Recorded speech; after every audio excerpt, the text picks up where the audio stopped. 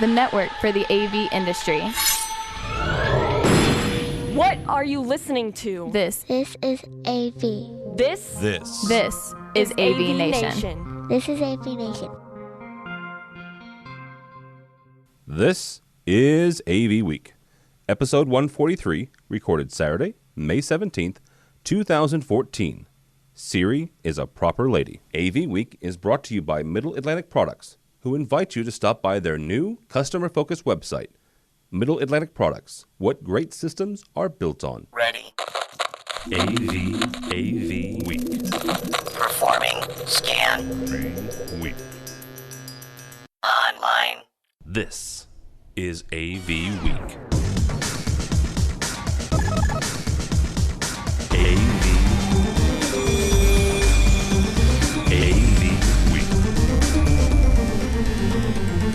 This is AVWeek, your weekly wrap-up of audiovisual news and information. My name is Tim Albright. Good Saturday morning to you. I'm your host. It's Saturday in Central Time, you know.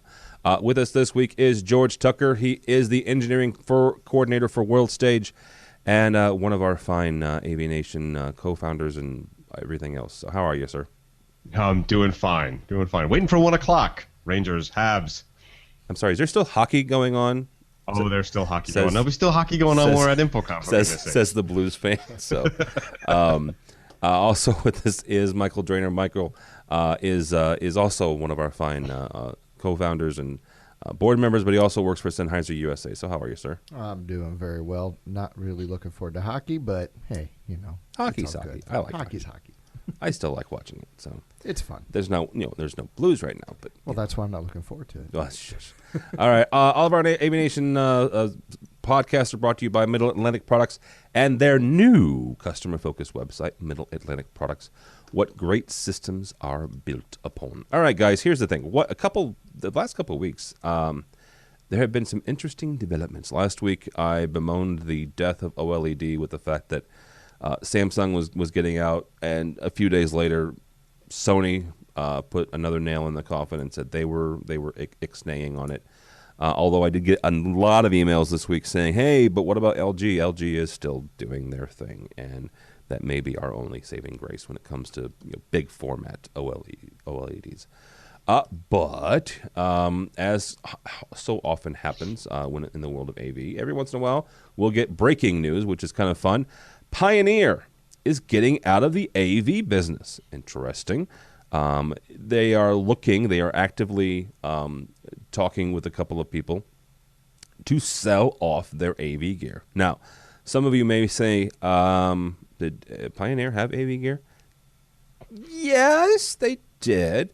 Not only did, primarily, a number of years ago, they were one of the biggest, if not the best, plasma display manufacturers.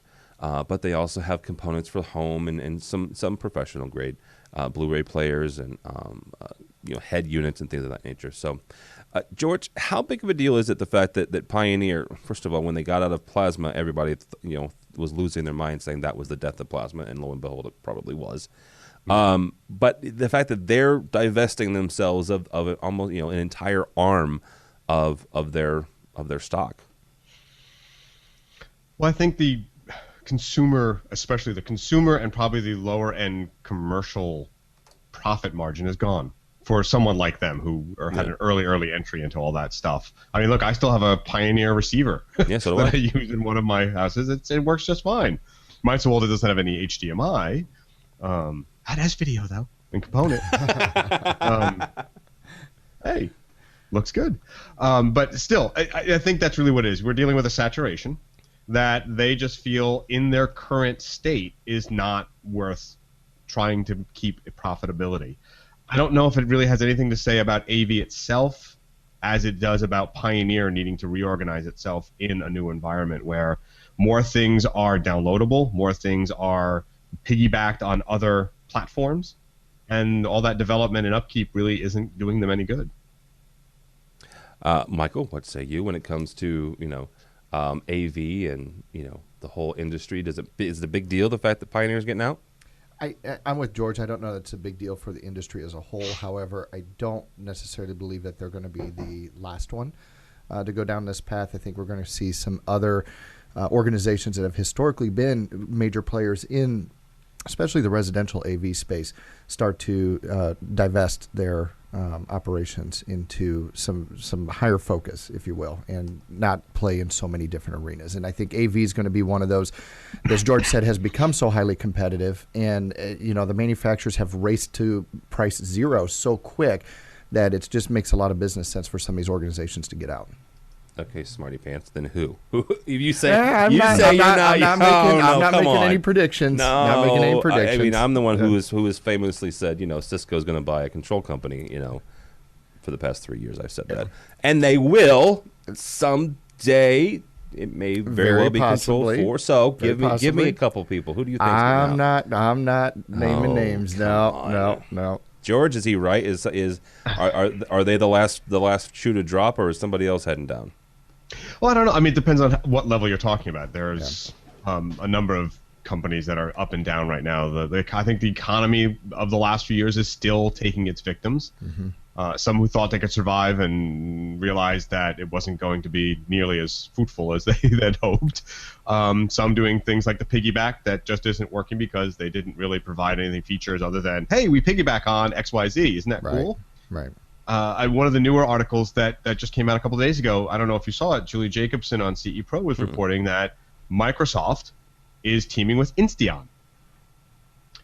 I wonder if that's what they'll be showing in their booth. Their stuff, but they are going with their lighting at least. And we've talked about Insteon before. It's sort of the super duper X10. That's really that's kind of cruel. Because you hate X10. I do, but I said I don't mean to be disingenuous with that because I was trying to be nice, right? By comparing it to X10. Well, but it's still a it's simplistic sub-consumer level thing. Yes. It's not quite the hobbyist. It's not quite off the shelf reliable. It's in between there somewhere. You get it from a catalog, which is kind of cool still, but so what are they doing and where's the manufacturing going? And that's my bigger question, is if it's not profitable for these companies based out of Asia to make these things, where is it profitable to do so, and where are we going with it? But George, I think it comes down to focus, right? I mean, you take a company like Pioneer that is diversified into so many different technologies, different aspects of the industry, different industries altogether. It makes it very difficult for them to really capitalize on any one of those with maximum profitability. So I think what we're starting to see is a little bit of a shift in some capacities with these larger conglomerates trying to consolidate, but then the smaller guys trying to diversify. So it's going to be interesting to see how this really pans out in the long term. Yeah, you bring that up because I was thinking about the diversification thing. Is why are the bigger boys trying to be less diverse? I'm sure there's some profitability reason for it. I'm sure there's a business reason for it. But it just seems to me like when they say in Wall Street, don't go after a single sector. Right. Diversify. Be in retail. Be in fast foods. Be in tech. Be in something else. Because if one bottoms out, you've got that safety measure. And I don't know what they're doing. Putting all your eggs in one basket, to use an overused metaphor or something. Right. No, it works though. I'm kind of mystified by it. But some of these guys have their eggs in 10, 20, 30 baskets, and maybe it's a matter of consolidating that to 4 or 5 good strategic baskets. So I don't know. I'm kind of with you. It's going to be an interesting play. And given the crossover that happens between the residential, the commercial, the school, those products all cross over in some way or another. Right. And so, yes, I see that. Let's make one line that we say can be used for everything, but we know how we are as AV people. We know how some of our clients are. Right. Well, it doesn't say for schools? Well, I can't see. Well, why am I applying a home theater system to my classroom? Well, maybe you should. Well, and you know as well as I do, right? It's the same receiver, just 2 different SKUs. Yeah, well, look, oftentimes I remember seeing a little jumper in them. Right. This is the one that does these features. You take it off, you put the jumper, it does those features. Does the others, yep. Wait a minute. Wait. Are you telling me that all those different SKU numbers, that you don't have different products for each one of those? Sometimes. He says, kind of mischievous. Look at all the projectors. Go to Projector Central and right. That's a good one right there. Say what the interesting thing about Projector Central is, and I actually love it as a tech manager. I used to use them all the time. you would go there, and God love them. Not only will you look up a Sanyo or an Icky or a Panasonic Icky, whatever, EIKI. They would also put down there what other model numbers and manufacturers and model numbers this was sold at. This exact same projector. It's a very educational experience if you're new to the industry. Just figure out, find out, what the 1 or 2 or 3 manufacturers in the industry are, and then what all they're making. It's interesting you say that, because there's one particular manufacturer that builds base boxes for about 4 or 5 others, and just in recent years they started going direct to market. They were historically just a wholesaler, and now you're seeing them in going direct to the consumer and to the integrators, trying to increase their sell-through. So not only are they doing the OEM model, but they're also going to the point of sale model, which is kind of an interesting is it back end? Back end. I don't know. Projectors? I thought you said box. Back end make I thought you said projectors? box, like base models. What? Never mind. No, that's the AV Ranch show. Well, on the wrong podcast. Thank you. This is not quite 2 hours. Gosh. I love you, Tom Andrew, but this is not 2 hours long. I'd shoot myself. Sorry, I misunderstood you. You were saying base models, as base in projector models, and that is Duquesne. Yes. Is who started. Duquesne was one. Well, Duquesne was one of them, but Viztech was the other one. Yeah. Viztech was a division of Delta, who manufactured a lot of the LCD chipsets and whatnot for a multitude of manufacturers in their economy lines. Okay, all right. Now that we've gone completely off the rails. By the way, George, Julie Jacobson from CE Pro is really good about breaking and getting scoops. I'm hoping that you're right, and she's gotten one and kind of slipped it under the radar. She didn't say specifically this is what they're doing, but hey, by the way, wink, wink, nudge, nudge. Microsoft is getting in bed with these guys, so it will be interesting. Okay, so last year at InfoComm, a good friend of ours of the network and the show, Scott Moody, he used to host the AV Social Show. He's a marketing guy. He had a company called TIO, Turn It On, Home Automation. Great group of guys. We met a bunch of us met them at InfoComm in Orlando last year. Sad news. It looks as if they're on the rocks, and some of it has to do with financing. Some of it has to do with products not quite being to market yet. According to the head of the company, Mike Anderson, he says they're good, right? He says they're good. Now, there were some issues when it comes to people getting paid and small things like that. But he's very bullish. However, when it comes to technology companies, you can be as bullish as you want to be as the founder. That's all great. But unless you have the financing, you ain't going anywhere. So, Michael, is this a setback for things like mesh networks and kind of do-it-yourself home automation, or are they just kind of hitting a rough patch here and they're going to be okay? Well, without knowing more about their particular business, I can't say about that company in general. However, it is a little disappointing to see anytime a startup comes into the fold with some great ideas like this, that they hit that rough patch and have to go through this type of adjustment. It really stifles your momentum, stifles your ability to get to market with product fast and effectively, and to really make a place in the market for yourself. So is TIO going away? I don't know. Only Mike Anderson can say what's going to happen there. However, I am optimistic that market segment as a whole is going to continue to move forward. I don't think this is going to stifle the market. Very good. Yeah, that was kind of the bigger question, was whether or not this would have an impact on stuff like them and a couple other things that have happened over the last few weeks. It may slow things down a little bit because you had a player moving out, but if they weren't delivering the product anyway, then It's not like Nest is going away, right? Because they're owned by Google. So, Google's not going away. No. George, how big of a deal is this? Let's say that the worst case scenario for Mr. Anderson and the company happened, and TIO does have to fold. How big of a deal would that be? Well, not to him, but to the industry. Right? No. Yes. Big deal to him. Yeah. I put it simply, for him, it would suck. But and I know I'm being subtle there, but you are the king of subtlety. In reality, this Well, it dovetails right into the Insteon thing. The TIO was supposed to be, in my opinion, and forgive me again, I'm not being disingenuous, was a professional and, how do I say this best? It was a higher level version of what they were doing, with some better features, of course, and they had better audio planned and a whole networking system planned. But it was that entry level system that could be expandable, that could break open the market, that could give you a really good traction. You know, you want the big home theater, we've got that. You just need a media room with some light control. Hey, this product will do that. I know all manufacturers are trying to do that, but they seem to have a really good edge and feel for what people really wanted, as opposed to some of the other mid-level, low-level, entry-levels companies making stuff, whose stuff seemed to be overreaching or far underreached. When I was in their booth, it seemed like they really had people who knew what the concept was and knew what infrastructure and architecture was needed. Why it hasn't come to fruition, I'm not really clear on that.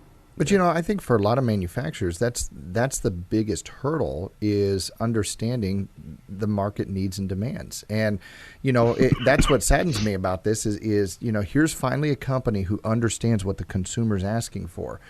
But then they for whatever reason, haven't been able to deliver on that. So, you know, I'm hoping that they'll figure out a way to reorganize and either partner with somebody that can help facilitate that, or build their own infrastructure to be able to actually deliver the product, software, hardware, you know, implementation, the full deployment.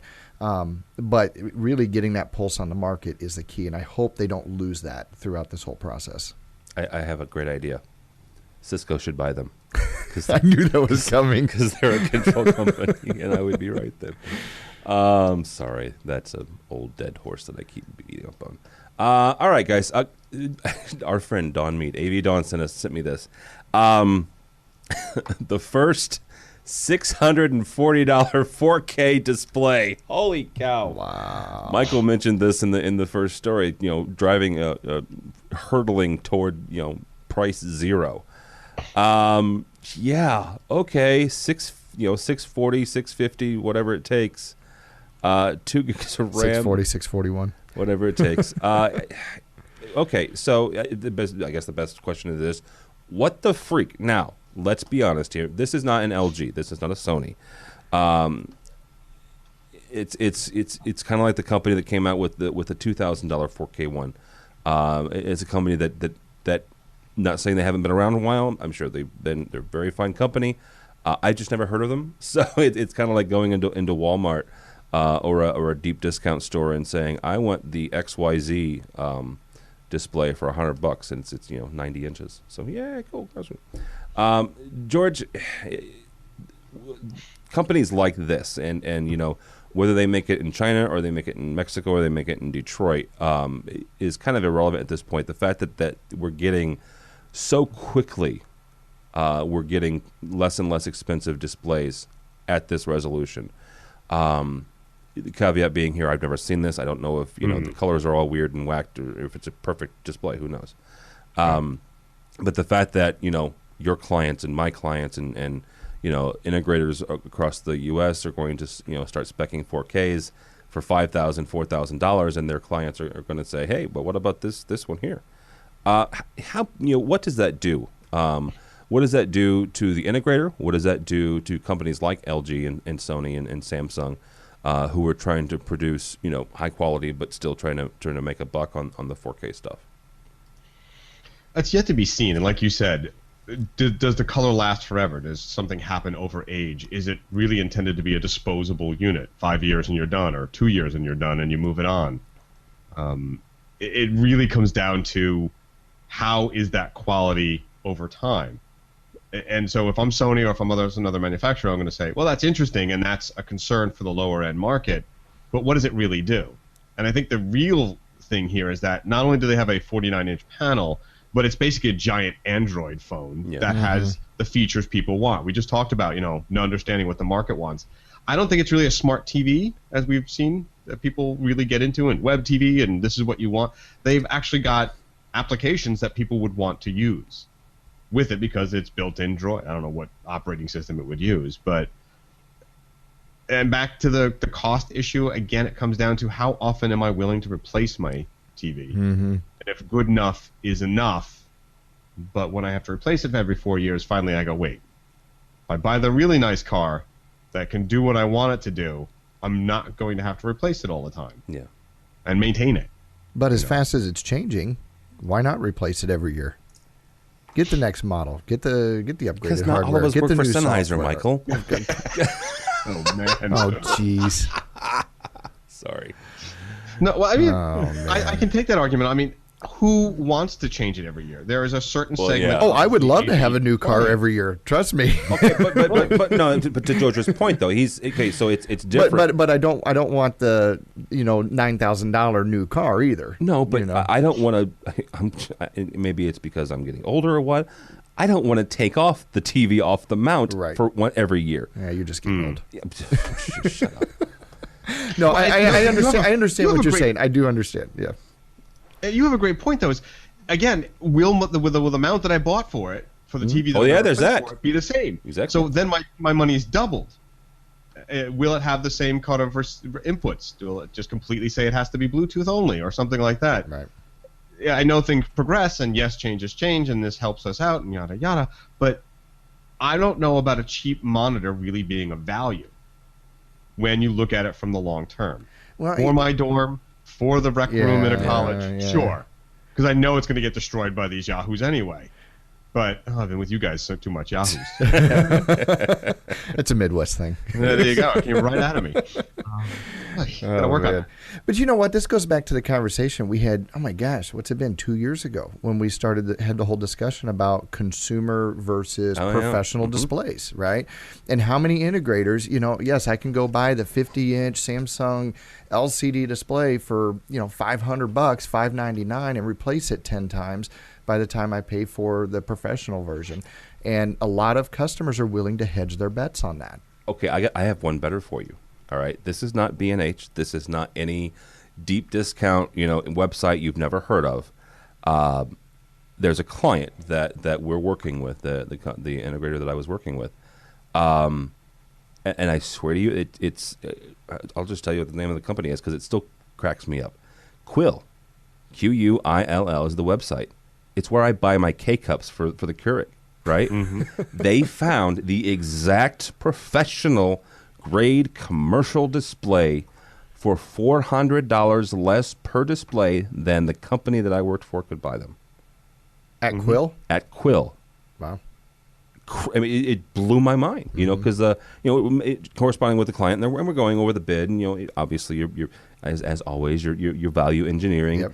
And they shoot me this email and say, hey, by the way, is this the same display? And I'm looking at it, I'm looking at the specs and looking at the model. And I'm just like, yeah, that's the same one. Mm-hmm. And then they told me how much they could buy it for. I'm like, there you go. Well, and the thing with that, and I know, George, you've come from the manufacturer side, so you get this too, is a lot of times those products, and I'm not saying that's the case in this situation, but a lot of times those come through unauthorized distribution channels, and they're not purchased through, I'm not going to say necessarily legal means, but they're not purchased through the proper programs and everything. You don't necessarily get all the warranty and the support and things like that come with it. But That's if your true. consumer is willing to hedge their bet that their product's going to last and that's not going to be an issue, hey, we can't stop them from doing that. But I think that's just a testament as to that race to zero. What's happened, people don't find the value anymore, and the products have become so commoditized that it's no longer about the product. We have to sell the intellectual side of integration. We have to sell the expertise that goes along with it. There's no other value that you can bring to the table anymore. There was a day when it was limited distribution. You could only buy Panasonic through Panasonic dealers. You couldn't go online and buy it, and there was a perceived value there. That has gone away. Yeah. It doesn't exist anymore. No, and some of that is educating. Yes, there's educating the customer, and Josh Schrager and I got back and forth about commoditization, and I still say that there's value in educating your customer when it comes to making sure that they understand the differences between a professional display and a commercial. What you can buy from an authorized, like you said, an authorized dealer, and what you can pick up at a box store. And you owe that to your customer. Absolutely. A responsible salesperson, whether it's at a box sales store, retail establishment, a mail order warehouse, or as an integrator, you owe it to your customer to educate them on what they're purchasing. Yeah. At the end of the day, if they make their decision, you've done your job and you can walk away, lay your head on your pillow at night and sleep peacefully. Yeah, absolutely. All right. This is, I don't know what to I'll just put this out there. Panasonic is, they turned a profit. Yay, good for them. For the first time in 3 years. And the reason I mention this is because it was about 3 years ago that they purchased Sanyo. So, good for Panasonic. I guess good for the people that still work it there from Sanyo. I was actually talking to our good friend Sam Malik, who was the GM of the U.S. Version of Sanyo a couple days ago, and he was explaining how a lot of the people that used to work for Sanyo went over to Panasonic. So good, bad, ugly, yay for Sanyo or for Panasonic. Smart move. Smart move. I mean, Sanyo was a good, profitable company. They were doing their thing, and well, I don't know. I can't speak to their profitability. However, it was a good company. We enjoyed working with them as integrators. Loved the product, loved the support, loved the people, and so in that regard, it was a smart move for Panasonic. If they were going to make an acquisition, Sanyo, I think, was a good move. The fact that they're turning a profit now, hey, good for them, because not everybody is. George, good, bad, ugly, yay. Do we know?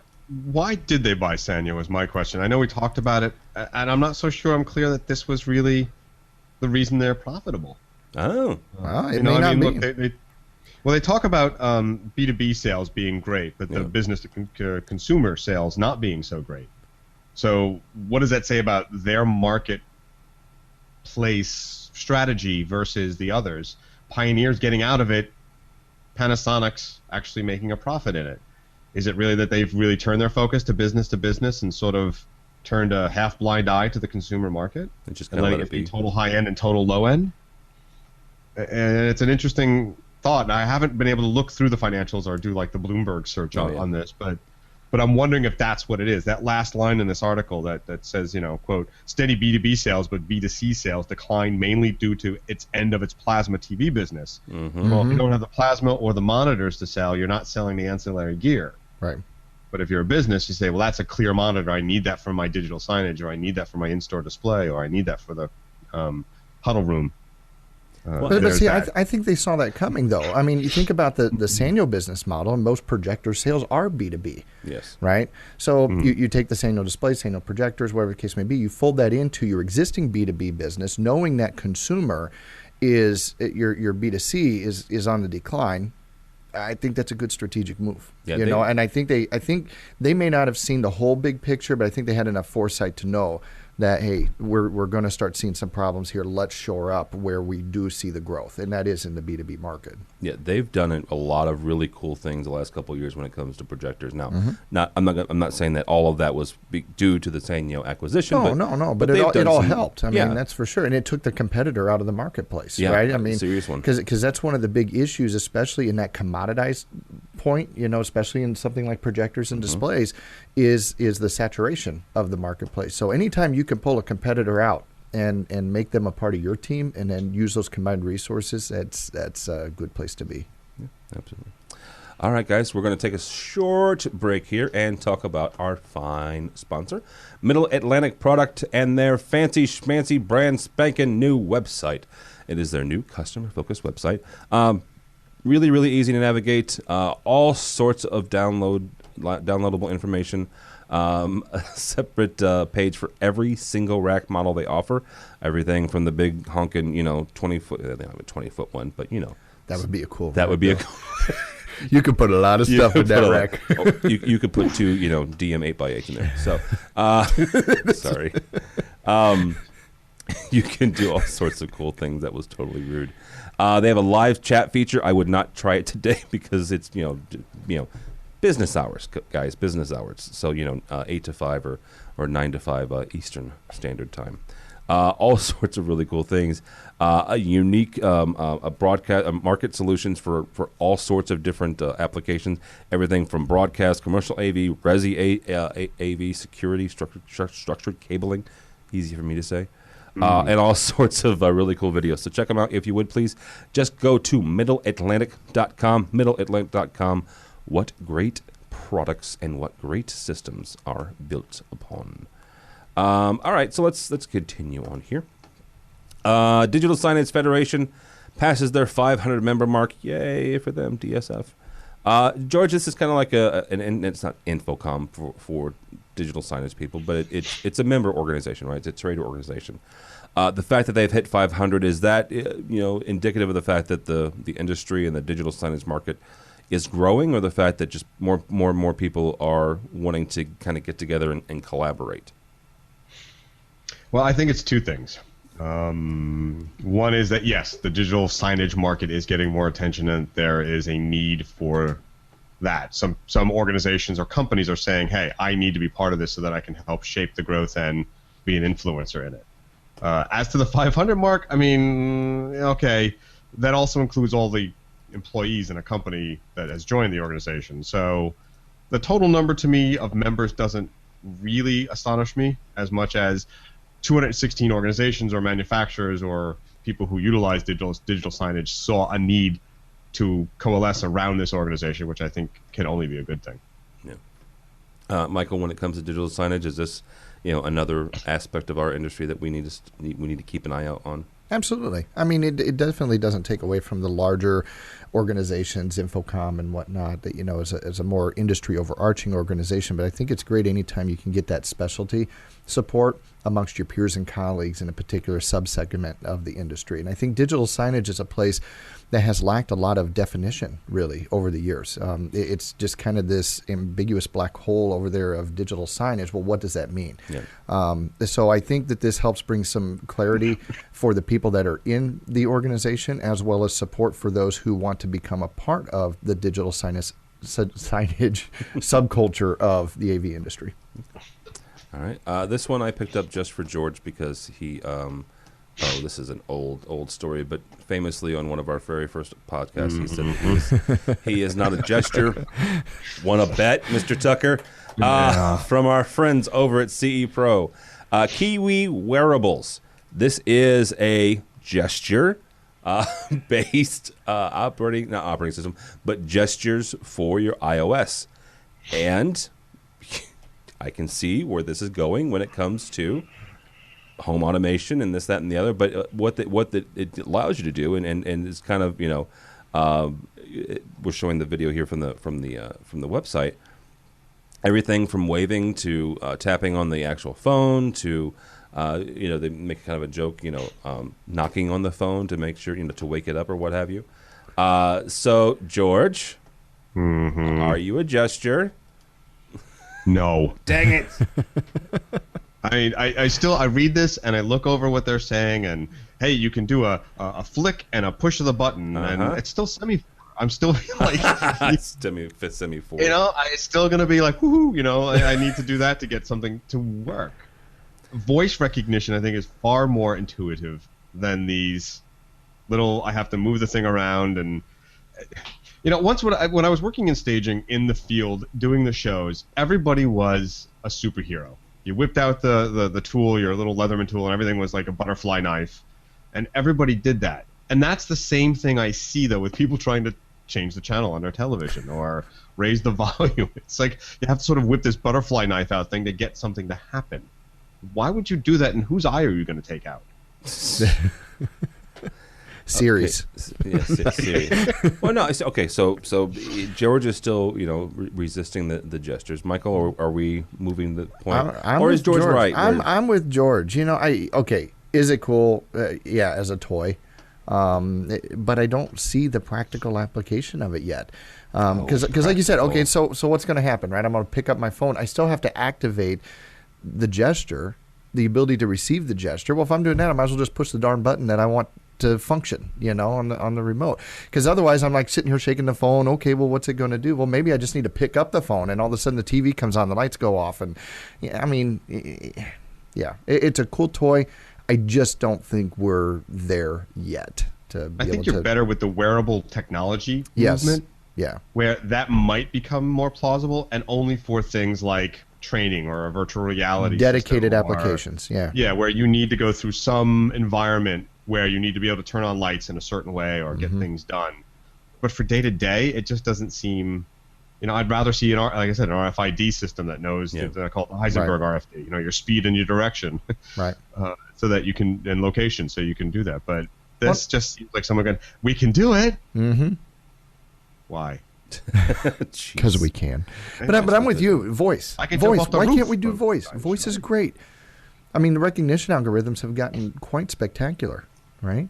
I mean, Siri only screws up every other word. Jeez. Yeah. Just try writing an email though with the iPhone voice. Oh, it's horrible. Yeah, especially punctuation. The punctuation's bad, but it will do it for you. Yeah. But see, and the Google app's even worse. No, it's not. I sent both of you texts in the last week using voice. On Google? On Google. Yeah, and you remember I said, "Are you drunk?" in my response. Well, I was, so that's what I did. Well, that's my why. only problem is, having to tell Siri, look, I have never once used the word ducking. Jeez. Okay, that's not ducking. Very nice. Siri's just a proper lady, She doesn't, Yes, she is. doesn't wanna... Yes, she is. All right, this also came down this week that it reminded me of you, actually, Michael, from our buddies over at AV Network.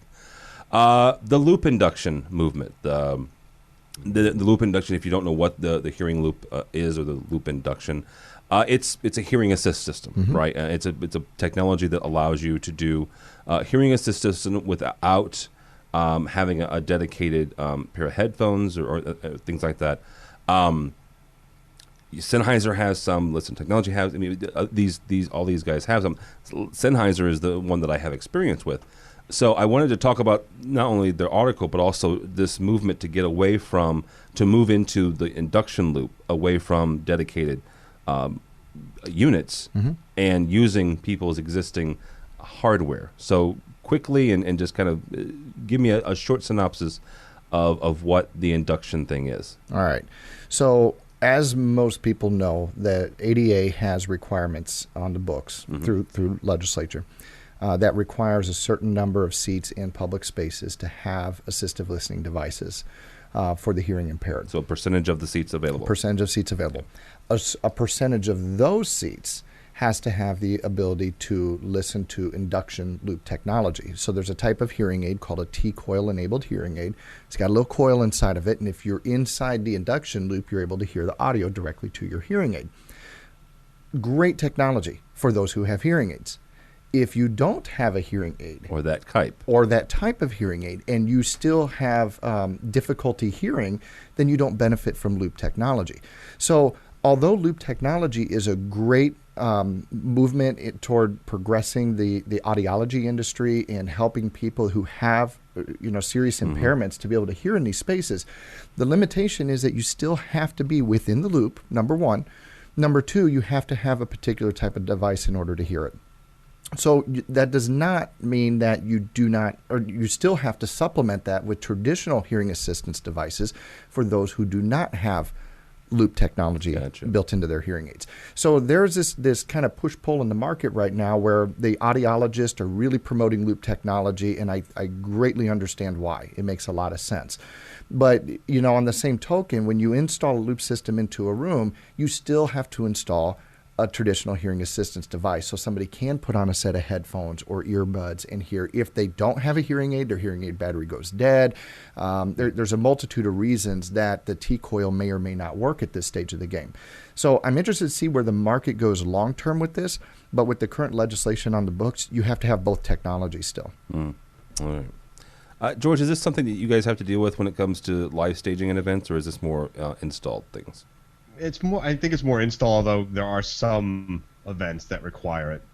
It's mostly RF. It's mostly IR. Those are quick, they're easy to set up, they're reliable, and they're secure. Yeah. So if it needs to be a corporate meeting, and it's secure if someone needs to hear it. And Michael's right. It really is a technology saturation issue.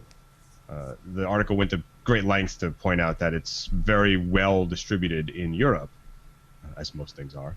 And they got on the game early. Yeah, they did too, and there were various reasons why, and some of it was resources. But you have to have the technology built into the devices that you want to reach, and here it either doesn't happen, or a lot of people saying, "Oh, that's a thing they use somewhere else. We don't even turn it on." Right.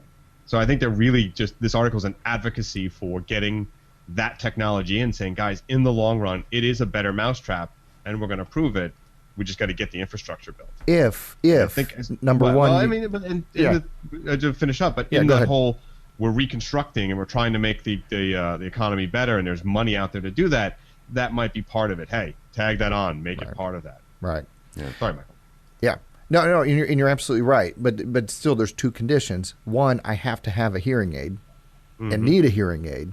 And two, it has to be T-coil enabled. So even if they get all hearing aids T-coil enabled, the fact that I still have to have a hearing aid, that limits a number of the population to be able to utilize the technology who still would benefit from traditional hearing assistance. So I don't see loop technology taking over the assistive listening marketplace. I see it being a good supplement to it, but it's not going to dominate it by any stretch. Well, you mentioned this, the fact that if you need a hearing aid and you're too stubborn to get one. Well, there's that too. But those the problem is... No, I have somebody specifically in mind. It's my father. Who's, God love him. He's 64 years old this year, and he needs one. And it goes back, but you make a good point, right? They're too stubborn. I do work with some large theaters in the area, and, they use our infrared assistive listening, and they've got people who are just too darn stubborn. There's too much pride there to want to put even the induction loop around their neck so that they can use the T-coil in their device. And so that's what the audiologists are pushing for is, hey, let's put it in the floor so that they can use it. That still doesn't help solve the problem because the person next to them doesn't have that capability, and they're too stubborn to put the earbuds in. So, I can't help you if you don't want to take the right steps to hear what you're there to hear. You're paying $60, $70, $80, sometimes $100 for a seat. You need to. You might want to hear. You might want to hear it. Unless it's Nutcracker Suite, that they do that. Yeah, at that's the Fox. story. You know that. Well, Rock of Ages wasn't too bad. They didn't really need them for that one. I did not see that, but the Phantom's coming back to St. Louis, so yes, that's always a good thing. So, and we're talking like this, and George could go see it, this afternoon if he wanted. So yes. What I really want to see is Hedwig and the Angry Inch on Broadway, but that's another story. I've heard that's really good. That's good. I've heard I did the first show way out when it was at Jane Street Theater in New York. And I did a few of the... Well, I have tinnitus because of the Boston show, but that's another story. Loud show. Woof. But it's a lot of fun. It's a lot of fun show. Yeah, that's cool. All right, guys. We'll wrap up talking about one of our buddies, Steve Greenblatt and Mark Levecchia. Two independent programmers on opposite sides of the coast have started something called Tech Talk. It is two independent programmers trying to educate and honestly help out tech managers. This has a very special place in my heart because I used to be a tech manager, and that's kind of where I grew up in the AV industry, and this is very neat. They are hosting a free, dinner,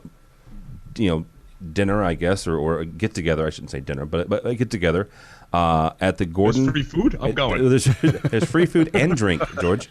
And drink. Wow. Okay, we're both there. Who needs the food? This is the Tuesday before Infocom. So you do all your thing on Super Tuesday, and then head out to the Gordon Brewery restaurant. It's on Paradise Road, so it's the same road that the convention center is on. At 5:30, there are going to be control experts there. Both Mark and Steve and some other folks will be there, talking about how they can help you. How they can help you learn more about control, learn more about asset management, learn more about all sorts of stuff, and how they can make your life better. We have talked on the State of Control show about things like who owns the code and who should have control over it and this, that, and the other. Well, this is where a lot of this came from. So if you're interested, I'll put a link on the website, or you can just go to controlconcepts.net, which is Steve's website. Control Concepts is his company. Mark probably has it on his, but honestly, off the top of my head, I couldn't tell you what Mark's his is BMI is his name of his company, BMA Solutions. BMA. Yeah. So yeah, if you're a tech manager, please go check it out. Good people, good stuff, and like I said, free food and drink. So that's never a bad thing. So, all right, gentlemen, I think that's going to do it for this edition of AVWeek. George Tucker, engineering coordinator for World Stage, and one side of my brain. Thank you, sir. It's great to be on again. Where can people find you? Of course. Well, I write for Commercial Integrator, Corporate Tech Decision, Red Band, AVNation, and a few others. And you can find me at Tucker2s anywhere on social media. All right, very good. Michael Drainer from Sennheiser USA and the other side of my brain. Where can people find you? At Michael Drainer on Twitter. Okay, that's it. I don't have quite as extensive a resume as You George don't. Tucker No, does. nobody does. Nobody does. Stephen King doesn't have, Right. Don't follow me. Go by the website. AVNation.tv, AVNation.tv. You'll find this program and a host of others. George is doing a brand new Pico projector show next week. Is that right, George? Monday. Okay. Monday will be live. So if you want to watch it live, you can. Otherwise, we'll wait for me to get 2 seconds, and I'll cut it up and put it out on the RSSs. The AV App Show is there. It's technically weekly, but sometimes they both get busy, so sometimes it doesn't happen. EdTech and a whole bunch of others. Also go by the website to check out our Infocom Party. If you're our party. We have a lot of sponsors, and starting next week, I'll tell you a lot about all of them. Our main sponsor is Vadio. We also have AMX, and Middle Atlantic is helping us out with the party as well. ASK Proxima, Dante. So yeah, we've got a couple people hanging out with us. We would like you to hang out with us as well. Wednesday, June 18th from 4:30 to 6:30. Free food and drink. Speaking of free food and drink, we will have party gifts and prizes. Sennheiser USA is giving us a very nice pair of headphones to give out. ASK Proxima is giving us a projector to hand out. So yeah, come by the booth and come by the party. The party is actually in room N, as in North 217. N is in North 217. So check that out if you would, please. Thanks so much for listening. Thanks so much for watching. Thanks again to Middle Atlantic for sponsoring us. Middle Atlantic Products. What great systems are built on. This has been AV Week.